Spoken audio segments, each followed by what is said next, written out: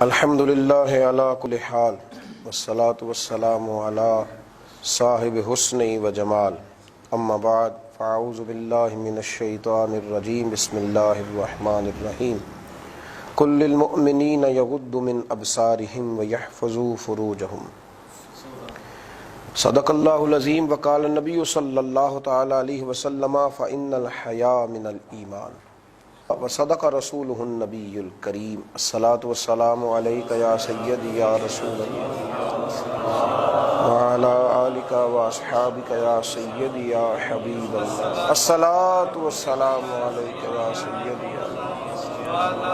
وعلی آلک واصحابک یا حبیب۔ حمد و صلاۃ کے بعد مومن کی زندگی میں جن چیزوں کی خوبصورتی دین نے بڑی پسند فرمائی ہے ان میں سے ایک چیز ہے شرم و حیا۔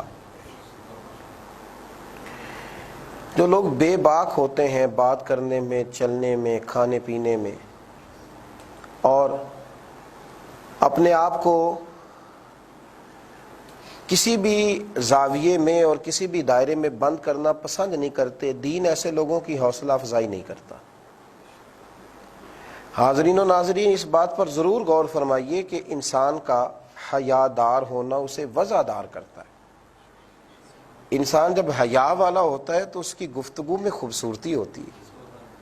اب لوگوں نے بہت زیادہ بولنے کا نام اور ہر ایک کی پگڑی اچھالنے کا نام بے باکی اور نڈار اور بے خوف ہونا رکھا ہے، حالانکہ اسلام شرم و حیا کا مذہب ہے۔ اسلام کہتا ہے کہ تو بڑا سوچ کر بات کر، تیری نظر شرم و حیا والی ہو، تیرا طریقہ کار بڑا میٹھا اور بڑا خوبصورت ہو۔ قرآن مجید نے ارشاد فرمایا قل للمؤمنین یغضوا من ابصارہم، اے محبوب علیہ السلام مسلمان مردوں کو حکم دیں کہ اپنی نظروں کو نیچے رکھیں، نظریں جھکا کے رکھیں، وَيَحْفَظُوا فُرُوجَهُمْ، اور اپنی شرمگاہ کی حفاظت کریں۔ ایسے ہی اسلام اتنا خوبصورت دین ہے کہ وہ یہاں تک کہتا ہے کہ تیری نظر میں بڑی شرم و حیا ہونی چاہیے۔ نظر بہکتی ہے تو باقی سارے معاملات بھٹکتے ہیں، فرمایا پہلے اسی پر پابندی لگا، سمٹ کر چل، سمٹ کر کھا، سمٹ کر گفتگو کر، اپنے لفظوں کا، جملوں کا، طور طریقوں کا وزن کر۔ شرم و حیا دین کا حسن ہے، مومن کی زندگی کا وقار ہے۔ میرے نبی کریم علیہ السلام نے فرمایا فَإِنَّ الْحَيَاءَ مِنَ الْإِيمَانِ، یہ بخاری کا لفظ ہے۔ فرمایا شرم و حیا تو ایمان کا حصہ ہے، تو ایمان کا جز ہے۔ اور ایک مقام پہ فرمایا گیا کہ جب کوئی آدمی بے حیا ہو جائے تو پھر اس پر کوئی پابندی نہیں، پھر جو اس کے دل میں آئے وہ کرے۔ انسان کو بڑا پیکر شرم و حیا ہونا چاہیے۔ یہ جب سے لوگوں کو آزادی ملی ہے مرضی کی بات کرنے کی تو حال یہ ہو گیا ہے کہ اب کسی کی شرم و حیا باقی نہیں رہی، کسی بڑے کی، کسی بزرگ کی، کسی بات کی کوئی شرم و حیا نہیں۔ میرے نبی کریم علیہ السلام کا اپنا طریقہ یہ تھا، اہل عرب کے اندر جو کنواری لڑکیاں ہوتی تھی وہ بڑی شرم و حیا والی ہوتی تھیں، بزرگوں کی محفل میں کم بیٹھتی تھیں، ان کے ساتھ کوئی بات کرنا اتنا ممکن نہیں رہا کرتا تھا۔ جناب عائشہ صدیقہ رضی اللہ تعالی عنہا اس مثال کو مثال بنا کر، چونکہ اہل عرب کے اندر کنواری لڑکی بہت حیا کرتی تھی، اس کو بطور مثال بیان کرتے ہوئے فرماتی ہیں کہ نبی کریم علیہ الصلوۃ والسلام عرب کی کنواری لڑکیوں سے بھی زیادہ حیا والے تھے۔ یہاں تو لوگوں نے مردان کی نام رکھا ہے بے حیائی کا، یہاں تو لوگ کہتے ہیں یہ نوجوان ہے، اب کیا مطلب اس کو اجازت ہے جتنی مرضی بے حیائی کرے، جس طرح کا مرضی لباس پہنے، جس طرح کی مرضی گفتگو چوک میں کھڑا ہو کے کرے، یہ نوجوان ہے؟ فرمایا نبی کریم علیہ الصلوۃ والسلام عرب کی کنواری لڑکیوں سے بھی زیادہ باحیا تھے۔ حضور علیہ السلام شرم و حیا کے پیکر تھے، اور صرف یہ نہیں کہ حضور علیہ الصلوۃ والسلام شرم و حیا کے پیکر تھے بلکہ میرے کریم نے اپنے صحابہ میں بھی اس فیض کو تقسیم فرمایا۔ بڑی معروف روایت ہے کہ جناب شیخین کریمین حضرت ابو بکر آئے، حضرت عمر آئے تو اللہ کے محبوب کی پنڈلی مبارک سے، حالانکہ پنڈلیوں کے اوپر تک، ٹخنوں تک اگر انسان، گھٹنوں تک اگر انسان کا کپڑا موجود ہو تو شریعت اس کو اجازت دیتی ہے، تو پنڈلیاں تھوڑی سی، حضور کی کپڑا موجود نہ تھا، حضرت صدیق اکبر آئے حضور آرام فرما رہے، جناب عمر آئے آرام فرما رہے، حضرت عثمان آئے تو اللہ کے حبیب اٹھ کے بیٹھ گئے، طامت کو سمیٹا، کبھی آپ جملوں کی قیمت دیکھیں تو اتنے بڑے جملے فرما دیے. حضرت عائشہ صدیقہ رضی اللہ تعالیٰ عنہ عرض کرنے لگی یا رسول اللہ صلی اللہ علیہ وسلم ابو بکر بھی آئے, آپ لیٹے رہے, عمر بھی آئے, عثمان کے آنے پر یہ اہتمام؟ تو فرمایا عثمان وہ شخصیت ہے کہ اللہ کے فرشتے بھی اس سے حیا کرتے ہیں. پیک کرے شرم و حیا. آپ اب یہاں ایک بات غور سے سن لیں اور سمجھ لیں کہ جو حیا کرتا ہے اس کی حیا کی جاتی ہے.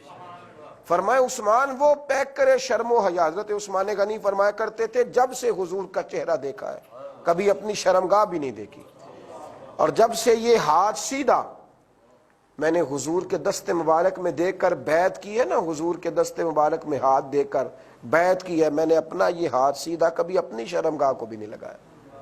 حضرت عثمان غنی کا یہ معیار زندگی تھا کہ چار دیواری کے اندر بھی غسل کرتے تھے تو کپڑے پہن کے کرتے تھے. کسی نے کہا جائز بھی ہے, اجازت بھی ہے, لوگ کرتے بھی ہیں, تو اندر کس سے حیا کرتے ہو؟ فرمانے لگے باہر لوگوں سے حیا کرتا ہوں, جب تنہائی میں ہوتا ہوں تو رب سے حیا کرتا ہوں. شرم کے ساتھ رہنا, حیا کے ساتھ رہنا, حیا والی گفتگو کرنا, یعنی جو جس کی طبیعت میں آئے گا وہ پوسٹ کرے گا, جو جس کے دل میں آئے گا وہ پوسٹ کرے گا. مذاق کے نام پر, دل لگی کے نام پر آپ ایسی گفتگو کریں گے جو اکثر اہل خیر نہیں کرتے, جو شرم و حیا والے لوگ نہیں کرتے وہ بات کریں گے. وہ کمزور باتیں جو کل تک غیر اخلاقی لوگ کیا کرتے تھے وہ گھروں کے اندر داخل ہو گئیں, اور وہ نوجوان وہ سمجھتا ہے کہ چونکہ میں دل لگی والا ہوں, میں شغل میں رہتا ہوں, میں مرضی سے بات کرتا ہوں. اس نے سوچا ہی نہیں کہاں بیٹھ کے اس کو کیا بات کرنا چاہیے تھی, اس نے اپنے جملوں کا وزن ہی نہیں کیا, اس نے سمجھا ہی نہیں. شرم اور حیا یہ حسن ہے. میرے نبی پاک علیہ الصلوۃ والسلام نے ارشاد فرمایا جب حیا جاتی ہے تو خیر لے جاتی ہے. نبی کریم علیہ الصلوۃ والسلام نے حیا کو ایمان کا حصہ قرار دیا, اور حضور علیہ السلام فرمانے لگے ایمان کی 60 سے زیادہ شاخیں ہیں, 60 سے زیادہ شعبہ جات ہیں. یہ صحیح بخاری میں موجود ہے. 60 سے زیادہ. دیکھیں نماز پڑھنا بھی شاخ ہے, روزہ رکھنا بھی شاخ ہے, لیکن حضور علیہ السلام نے نا باقیوں کا مجموعی طور پر ذکر کر دیا. فرمایا اسلام کی 60 سے زیادہ شاخیں ہیں اور حیا بھی ایمان کی شاخ ہے. یعنی باقیوں کو مجموعی طور پہ بھی 60 سے زیادہ ہیں, لیکن حیا کا نام لے کر بیان فرمایا, نام لے کر فرمایا حیا بھی ایمان کا ایک حصہ ہے. اس لیے میرے نبی پاک علیہ الصلوۃ والسلام بڑے شرم و حیا والے, شرم و حیا کو پسند کرنے والے, چیزوں کا خیال رکھنے والے, اور بڑی اخلاقی طور پر ان چیزوں پر بڑی نظر رکھنے والے. حضرت مرثد بن نبی مرثد رضی اللہ تعالیٰ عنہ فرماتے کہ کلمہ پڑھنے سے پہلے میرا بہت سارے عورتوں کے ساتھ میرے معاملات رہتے تھے, معاذ اللہ میں بڑا حسین و جمیل تھا. کچھ چیزیں ایسی تھیں جب کلمہ پڑھنے کے لیے حاضر ہوا حضور نے سب کو الگ الگ نصیحتیں فرمائی. میری باری آئی تو فرمایا نظر کی ذرا حفاظت کرنا. کہتے میں وہی تھا کہ لوگ فخر محسوس کرتے تھے میرے حسن و جمال کے سبب سے, لیکن پھر میں گلی سے گزرا تو وہ عورت جس کو دیکھنے کو میں نکلتا تھا پھر وہ مجھے دیکھنے نکلی, اور جس کے لیے میں منتظر رہتا تھا وہ میری منتظر رہی. اسلام کیا فقط کلمہ پڑھنے کا نام ہے, اور غلامی کیا فقط 2-4 جملے بول دینے کا نام ہے؟ فرماتے ہیں وہ میری منتظر رہی. اور جب میں اس کے قریب سے گزر گیا تو آواز دے کے کہنے لگی دیکھتے کیوں نہیں, نظر تو اٹھاؤ. میں نے کہا کیسے اٹھاؤں, اس محبوب کا کلمہ پڑھ گیا ہوں جنہوں نے نظریں جھکانے کا حکم دے دیا. اب یہ جھکی رہیں گی. میں شرم و حیا والے رسول کا غلام ہوں. یہ کیسے ہو سکتا ہے کہ کوئی بے حیائی کا کام کروں؟ یہ کیسے ممکن ہے؟ اتنے اعزاز والے لوگ. اب تو حال یہ ہے خوف خدا شرم نبی, یہ بھی نہیں وہ بھی نہیں. اب تو جو زیادہ بدتمیز ہوتا ہے اس کا زمانے میں زیادہ عروج ہوتا ہے. اب تو جو زیادہ گفتگو تند و تیز کرتا ہے لوگ اس سے ڈرتے ہیں. اور یہ یاد رکھ لیں میرے نبی پاک علیہ السلام نے فرمایا بدترین ہے وہ شخص جس کے شر سے بچنے کے لیے لوگ اس کی عزت کریں کہ یہ حیا کے بغیر بات کرتا ہے لہذا اسے سلوٹ کرو. آپ کیا سمجھتے ہیں کہ ہمارا روب ہو گیا ہے؟ روب اس کا ہوتا ہے جس کے کردار کی وجہ سے لوگ اس کی عزت کرتے ہیں, اچھے اخلاق کی وجہ سے, اونچے قد کاٹ کی وجہ سے لوگ اس کا احترام کرتے ہیں. وہ تھوڑا با کردار ہوتا ہے کہ جس سے ڈرتے ہیں لوگ صرف اس لیے کہ اگر بات نہ کی اس کے ساتھ تو یہ نہ جانے کیا کرے گا, اگر عزت نہ کی تو یہ جانے کیا کرے گا. تو میرے بھائی حیا کرنا, حیا میں رہنا, جامع ترمذی میں میرے نبی کریم علیہ السلام نے ایک بات ارشاد فرمائی ہے، میں جب اس بات کو پڑھا کرتا ہوں نا تو میں کہتا ہوں اگر قوم اس کو رٹ لے تو بچ جائے گی۔ حضور علیہ السلام فرمانے لگے 4 چیزیں میری بھی سنت ہے اور سارے رسولوں کی سنت ہے۔ 4 چیزیں میری بھی سنت ہے اور سارے رسولوں کی سنت ہے۔ یا رسول اللہ کون کون سی؟ فرمایا مسواک کرنا، خوشبو لگانا، نکاح کرنا، اور چوتھے نمبر پر فرمایا شرم و حیا سے زندگی گزارنا۔ یہ میری بھی سنت ہے اور سارے نبیوں کی سنت، سارے رسولوں کا طریقہ ہے، سارے پیغمبروں کا طریقہ ہے، شرم و حیا سے زندگی گزار۔ اب لوگ کہتے ہیں کہ نوجوان کیسے ہے جی؟ دیکھو جی جوانوں کی طرح بیٹھ یار، جوانوں کی طرح بات کر۔ اور میں نے کہا اصل جوان ہوتا ہی وہ ہے، قد اونچا ہوتا ہے، نظر جھکی ہوئی ہوتی ہے، چہرے پہ حسن ہوتا ہے، لیکن وہ حسن دراصل اندر کے نور کا ہوتا ہے، اندر کے پیغام کا ہوتا ہے۔ حضرت سلیمان بن بشار ایک درویش تھے، ہمارے حج کرنے جا رہا تھا، بڑا خوبصورت تھا، بڑا خوبصورت تھا۔ حج کے لیے نکلا تو رستے میں ایک جگہ پڑاؤ کیا تو ایک بی بی آ گئی، اس نے مجھ سے کچھ طلب کیا، میں نے کچھ دیا تو وہ کہنے لگے یہ نہیں چاہیے۔ میں نے کہا تو تجھے کیا چاہیے؟ پیسے دیے تو ہیں۔ کہنے لگی مجھے وہ چاہیے جس کا عورت مرد سے مطالبہ کرتی ہے۔ تو کہتے میں استغفر اللہ کہہ کے دوڑا، میں دوڑا، ماتے میں نوجوان تھا، خوبصورت تھا، میں دوڑا، شرم و حیا کے سبب دوڑا۔ کہتے ہیں وہ مجھے آوازیں دیتی رہی، میں اتنا دوڑا، اتنا سر پٹ دوڑا کہ مسجد میں گیا، 2 نفل پڑھے، پھر میں لیٹ گیا، اور جب میں لیٹا تو مجھے خواب میں حضرت یوسف علیہ السلام کی زیارت نصیب۔ جناب یوسف علیہ السلام مجھے فرمانے لگے اٹھ میرے سینے سے لگ۔ میں نے کہا کیا ہوا؟ کہنے لگے تو نبی کریم علیہ السلام کا امتی ہو کر تو نے وہ کام کیا ہے جو میں نے نبی ہو کر کیا تھا، میں نے پیغمبر ہو کر کے کیا تھا، یہ اعزاز ملا۔ شرم سے رہیں، حیا سے رہیں، مومن کا زیور ہے شرم و حیا۔ حیا مومن کے ایمان کا حصہ ہے، اس کے لب و لہجے میں بھی حیا ہوتا ہے، آنکھ میں بھی حیا ہوتا ہے، کردار میں بھی حیا ہوتا ہے، اور حیا بندہ تھوڑی دیر کا بھی کر لینا، صوفیاء فرماتے ہیں رب کا حیا تھوڑی دیر کا بھی بندہ کر لے تو اللہ اس کی بخشش فرما دیتا ہے۔ ترمذی شریف میں حدیث ہے، نبی پاک علیہ السلام نے فرمایا کفل نام کا ایک شخص تھا بنی اسرائیل میں، معاذ اللہ تعالیٰ بڑا بے حیا تھا، عورتوں کی عزتوں پر ڈاکے ڈالتا تھا، فحاشی عریانی اس کا شیوا تھا۔ ایک غریب مجبور بیوہ عورت اس کے پاس آ گئی، کہنے لگی میرے بچے بھوکے ہیں، مجھے کچھ امداد کی ضرورت ہے، بڑا مالدار تھا۔ کہنے لگا امداد تو تب ملے گی جب تم معاذ اللہ میرے ساتھ منہ کالا کرے گی۔ اس نے کہا میں حیا والے گھرانے سے ہوں، حیا والے باپ کی بیٹی، حیا والی ماں کا دودھ پیا ہے، حیا والے شوہر کی بیوہ ہوں، میرے ساتھ یوں نہ کر۔ کہنے لگا نہیں، پھر مفت خوروں کے لیے کچھ بھی نہیں ہے۔ یہاں لوگوں نے غریبوں کی عزتیں اچھال نہیں ڈالی، یہاں لوگوں نے امداد کے نام پر بڑی بڑی رسوائیوں کے بازار گرم نہیں کیے، کیا کیا ظلم نہیں کیا گیا، اور کس کس طرح کر کے لوگوں نے اخلاقی دائروں سے باہر کیا۔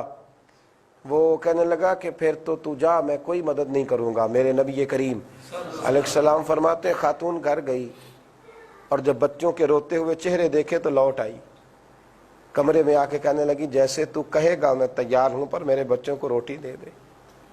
حضور نے فرمایا نا اولاد آدمی کو کمزور کر دیتی، بزدل کر دیتی، بچے بھوکے، تو جیسے کہے گا میں کروں گی، پر روٹی ان کو دے دے۔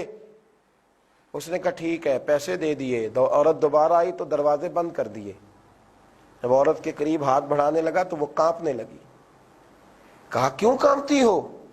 سب دروازے بند ہے، کوئی آنے والا نہیں۔ تو بی بی نے ایک جملہ کہا، کہنے لگی نہیں، ایک دروازہ کھلا ہے جو بند نہیں ہو سکتا، ایک ہستی دیکھ رہی ہے جسے کوئی دیکھنے سے روک نہیں سکتا، اس سے شرم کر کے حیا کر کے میں روتی ہوں۔ کہا وہ کون ہے؟ کہنے لگی تیرا اور میرا رب، نہ اس کا دروازہ بند ہوتا ہے نہ روکا جا سکتا ہے۔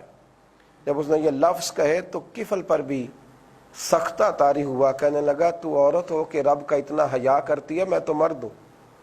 یہ کہہ کے اس نے دروازہ کھولا، کہا تو آزاد ہے، اور پھر سر سجدے میں رکھ کے رونے لگا، کہنے لگا اے اللہ میں بھی تجھ سے حیا کروں گا، میں بھی تجھ سے ڈروں گا، میں کھری توبہ کرتا ہوں، اللہ میری پردہ پوشی فرما۔ یہ لفظ کہے، کلمہ پڑھا، روح پرواز کر گئی۔ مشکل تھا لوگ اس کے جنازے میں بھی آتے، اس کی بے حیائیاں، فحاشیاں، عریانیاں زمانہ جانتا۔ مشکل تھا لوگ نماز جنازہ بھی پڑھتے، لیکن لوگ کہتے ہیں کہ صبح اس کے دروازے پہ لکھا تھا کہ اللہ نے کی فل کی بخشش فرما دی. تھوڑی دیر کا بھی اگر کوئی حیا کرے, تھوڑی دیر کا بھی اگر کوئی حیا کرے. بغداد میں ایک بزرگ رہا کرتے تھے, انہیں مسکی کہا جاتا تھا, خوشبوؤں والا بابا, خوشبوؤں والا بابا. کسی نے ان سے کہا بابا اتنی خوشبو کہاں سے لگاتے ہو؟ کہا بس آتی ہے. کچھ نوجوان پیچھے بھاگنے لگے, نہیں ہمیں بتائیں کہاں سے آتی ہے. وہ کہنے لگا بیٹے کچھ بھی نہیں. زیادہ جب لوگوں نے مجبور کیا تو کہنے لگے بات یہ ہے کہ میں کپڑے کی دکان پر سیل مین تھا, بہت خوبصورت تھا. کچھ مالدار عورتیں کپڑا خریدنے آئیں تو کہنے لگی کہ اس جوان کو ہمارے ساتھ بھیجو, جو کپڑے ہمیں چاہیے ہوں گی رکھ لیں گے, باقی یہ واپس لے آئے گا. کہتے ہیں مجھے گھر لے جا کر انہوں نے بند کر لیا, اور ان کی جو بڑی مالکہ تھی وہ کہنے لگی کہ تو میرے ساتھ منہ کالا کرے گا تو یہاں سے جائے گا. کہتے ہیں میں تھا تو خوبصورت, پر اللہ نے مجھے شرم و حیا کی دولت عطا فرمائی. رب کریم نے, یہ بھی اللہ کی عطا ہے. جو چہروں پر نور ہوتا ہے نا, یہ باطن کا حسن ہوتا ہے تو چہروں پر چھلکتا ہے. یہ آرٹیفیشل ہو تو یہ کام نہیں دیتا. فرماتے ہیں کہ وہ خاتون, جب میں نے اسے کہا تو وہ کہنے لگی کہ اگر تو یہاں سے نکل بھی گیا نا, زبردستی بچ بھی گیا تو میں شور کروں گی, تجھے بدنام کروں گی, امیر ہوں تو غریب ہے. کہتے اتنی بڑی مشکل آ گئی, شرم و حیا کے رستے میں اتنی بڑی رکاوٹ آ گئی. اس زمانے میں گھروں کے اندر باتھ روم ہوتے تھے اور لوگ گھر کے اندر ہی پخانہ کرتے تھے, خادم اٹھا کر باہر پھینکا کرتے تھے, یہ والا سسٹم نہیں تھا. تو کہتے ہیں کہ میں اوپر گیا, میں نے کہا مجھے تو واش روم جانا ہے. جب میں پخانے کے لیے گیا تو میں نے اپنی شرم و حیا کو قائم رکھنے کے لیے اس گندگی کو وجود پہ مل لیا, گندگی کو وجود پر مل لیا. جب میں نیچے اترا تو کہنے لگی تو پاگل ہے, گھین آتی, کھولو دروازہ, نکال دو. کہتے مجھے باہر نکال دیا. میں نے ایک کنویں پہ جا کے غسل کیا, رات کو سویا تو جناب یوسف علیہ السلام کا دیدار ہوا. انہوں نے میرے وجود پہ دست مبارک لگایا, کہنے لگے تو نے شرم و حیا کے سبب اپنے وجود پر تھوڑی دیر کے لیے اگر گندگی کو ملا ہے تو اب قیامت تک تیرے وجود سے خوشبو آتی رہے گی. اور بغداد کے لوگ کہتے ہیں جب ان کا وصال ہوا تو ان کی قبر سے بھی خوشبو آ رہی, اس لیے کہ انہوں نے اپنی شرم و حیا کی حفاظت کی. خوشبوئیں شرم و حیا والے لوگوں کے پاس ہوتی ہیں. جب حیا نہیں رہتی تو کوئی خوشبو بھی پاس نہیں رہتی, کوئی حسن بھی پاس نہیں رہتا. اگر ہم چاہتے ہیں کہ خوشبوؤں میں بسے رہیں تو شرم و حیا والے رہیں. اللہ سمجھنے کی توفیق عطا فرمائے. آخر دعوانا الحمدللہ.